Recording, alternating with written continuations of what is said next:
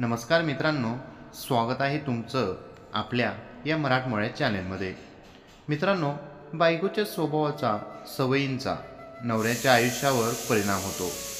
चाणक्य नीतीत पत्नीच्या अशा गुणांबाबत सांगितलं आहे जे पतीसाठी चांगलं नाहीत। त्यांच्या वैवाहिक आयुष्यात अडचणी निर्माण होतात। यशस्वी वैवाहिक जीवनासाठी पती पत्नीत परस्पर विश्वास, प्रेम, सुसंवाद या गोष्टी अत्यंत महत्त्वाच्या असतात। गेल्या काही वर्षात जीवनशैलीत मोठा बदल झाला आहे। करिअरला जास्त महत्त्व दिलं जात असल्याने साहजिकच पती पत्नीतला संवाद कमी होताना दिसत असतो। घरातल्या स्त्रीचा स्वभाव, वर्तन चुकीचं असेल तर संसार सुखाचा होऊ शकत नाही, असं या ग्रंथात नमूद करण्यात आलं आहे। वैवाहिक जीवन नरकास समान होतं असं आचार्य चाणक्य सांगतात। चाणक्य नीतीनुसार कठोर शब्द बोलणारी स्त्री, दुष्ट स्वभावाचा मित्र हे सापासारखे असतात। अशा व्यक्तींपासून सावध राहणं गरजेचं आहे, अन्यथा जीवन मृत्यू समान होत असतं। व्यभिचारी स्त्रीचं संगोपन करणं हे एखाद्या व्यक्तीसाठी खूप त्रासदायक ठरू शकतं, असं आचार्य चाणक्य यांनी त्यांच्या नीतिशास्त्र ग्रंथात म्हटलं आहे।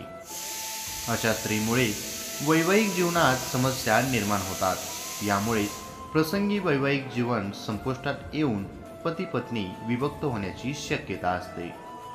चाणक्य नीतीनुसार ज्या घरातली स्त्री दुष्ट असते अशा घरमालकाची अवस्था मृतदेहाप्रमाणे होत असते। अशा स्त्रीच्या वर्तनात कधीही सुधारणा होऊ शकत नाही। तसंच अशी स्त्री कोणाच्याही ताब्यात राहत नाही। त्यामुळं अशा स्त्रीपासून दूर राहणं गरजेचं आहे। हिंसक वागणूक, कोणत्याही प्रकारची मानसिक, शारीरिक किंवा भावनिक हिंसा असह्य आहे। अशा व्यक्तीसोबत नातं ठेवणं सुरक्षित नाही। प्रेमाचा अभाव, केवळ सामाजिक दबाव, पैसा किंवा इतर कोणत्याही बाह्य कारणामुळे लग्नाचा निर्णय घेऊ नका। प्रेम आणि परस्पर सन्मान हे नात्याचे मुख्य घटक आहेत। प्रत्येक व्यक्ती वेगळी असते, त्यामुळे निर्णय घेताना तुमच्या मनाचा विचार करा। तुमच्या भावनांना आणि बुद्धींना प्राधान्य द्या।